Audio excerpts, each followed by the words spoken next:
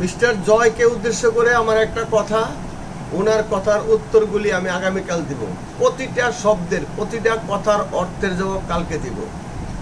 আমি আজকে শুধু ছোট্ট একটা কথা বলবো। আপনি তো প্রধানমন্ত্রীর ছেলে ছিলেন, তাই না?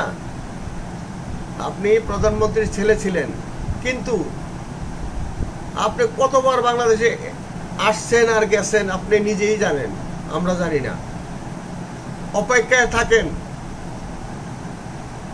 বেগম খালেদা জিয়ার সাথে যে আচরণটা করছেন শুধুমাত্র রাজনৈতিক কারণে, আর অন্য কোনো কারণ না। তারেক রহমানের সাথে যা করেছেন তা শুধু রাজনৈতিক কারণে করেছেন। একটা দেশ এভাবে চলতে পারে না। বিরোধী দল শূন্য কোনো নির্বাচন হয় না, এটা জনগণ মানে না। এখন দেখেন সারা দেশের কি অবস্থা। সারা দেশের মানুষকে আপনার মা গত পরশু দিনও ডেকেছিল যে জনগণ আইসা ওনার পাশে দাঁড়াইব। জনগণ গেছিল, কিন্তু আপনার মা পালিয়ে গেছেন। জনগণ গেছিল, কিন্তু আপনার মা পালিয়ে গেছেন। কার্ফু দিয়েছেন, তারপরেও গেছে। রাষ্ট্রযন্ত্রের সবকিছু আপনারা ব্যবহার করেছেন, আপনার মা ব্যবহার করেছে, কিন্তু শেষ রক্ষা হয়নি, পালিয়ে যেতে হয়েছে। বাংলাদেশের ইতিহাসে একমাত্র স্বৈরাচারিণী শেখ হাসিনা পালিয়ে যেতে বাধ্য হয়েছে। আবার সেই মহিলা বলে জনগণ তার পাশে থাকবে, তাকে সেভ করবে। গণভবন লুট হয়ে গেছে, মানুষের মধ্যে কত চাপা ক্ষোভ ছিল আজকে দেখা গেছে। আপনি এখান থেকে বলতেছেন মানে বলছেন যে আপনার মা চলে যাওয়া দেশের কি ক্ষতি? কোনো ক্ষতি হবে না, দেশের কোনো ক্ষতি হবে না। আওয়ামী লীগের যদি কোনো ক্ষতি হয় তাহলে নেতারা হবে, কর্মীদের হবে না। যে কর্মীদের লাশের উপরে দিয়ে আপনারা ক্ষমতায় ছিলেন 15 বছর, সেই কর্মীরা কিন্তু আপনার পাশে নেই, আপনার মার পাশেও নেই। তাদেরকে মূল্যায়নই আপনারা করেন নাই, আমরা দেখেছি, আমি দেখেছি।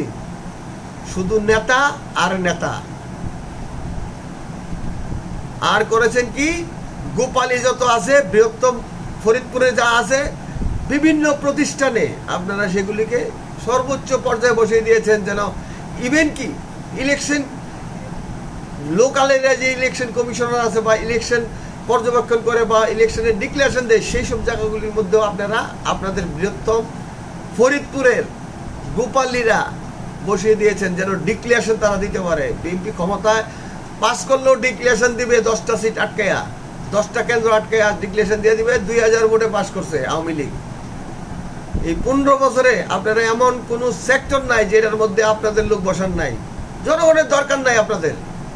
জনগণকে 10 টাকা কেজি আলুর 60 টাকা খাইতে বাধ্য করছেন।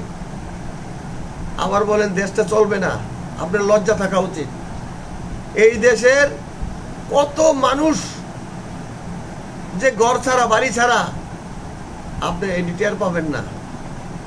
আমি যেই কথাটা শেষ করব সেটা আমি বলতে চাইছি। অপেক্ষায় থাকেন, আরেকটা বিশ্ব রেকর্ড হবে।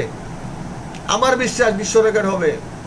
যেদিন তারেক রহমান দেশে আসবেন সেই দিন দেখবেন বাংলাদেশের না, ঢাকা শহরের কি অবস্থা হয়। আপনি তো কতবার আসছেন আর গেছেন। আপনি তো প্রধানমন্ত্রী শেখ হাসিনার ছেলেই ছিলেন। আপনারা অপেক্ষা করেন, সেইটার ব্যাপারে মন্তব্য করেন যে জনগণ কার পাশে আসে। আমার বিশ্বাস বাংলাদেশের ইতিহাসে অন্তত গণজমায়েত যেগুলি আমরা বলে থাকি, তারেক রহমান যেদিন বিমানবন্দর থেকে বের হবে, হাজার হাজার লাখ লাখ লোক তাকে সম্বর্ধনা জানাবে। সে তো ক্ষমতার বাইরেই ছিল, কিন্তু আপনারা আসলে আপনাদেরকে ঘৃণা করবে, আপনার মাকেও ঘৃণা করবে। আপনার মা দেশ উন্নয়ন করছে না, দেশ উন্নয়ন করছে 68,000 গ্রামের 2 কোটি প্রবাসী। তাদের জন্য আপনার মা কিচ্ছু করে নাই।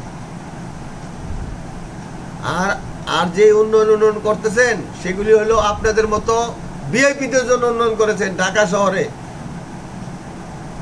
কিভাবে 3 ঘন্টার রাস্তা 30 মিনিটে এয়ারপোর্টে যাওয়া যায় সেই উন্নয়ন করেছেন। এটা বিএনপির যারা করে তারাও বলে, কিন্তু জনগণের ভাগ্যের কোনো উন্নয়ন আপনারা করেন নাই। এই জন্যই আজকে আপনাদের এই অবস্থা। ছাত্ররা যে কি জিনিস সেটা আপনার মাকে দেখিয়ে দিয়েছে। আপনার মা বলে না স্মার্ট বাংলাদেশ, স্মার্ট বাংলাদেশ। ছাত্ররা যে কতটুকু স্মার্ট হয়েছে আপনার মা এটা বুঝতে পারে না, টের পায় নাই। ছাত্ররা ন্যায়ের পক্ষে বুক চিপিয়ে গুলিকে সম্বর্ধনা জানিয়েছে, আর এই জন্যই আজকে এই অবস্থা। আর এটাই স্মার্ট বাংলাদেশ আপনার মাই বানিয়েছে, ছাত্ররা বুক পাতে গুলি খাওয়ার জন্য। যারা দেখবেন, ধন্যবাদ সকলকে।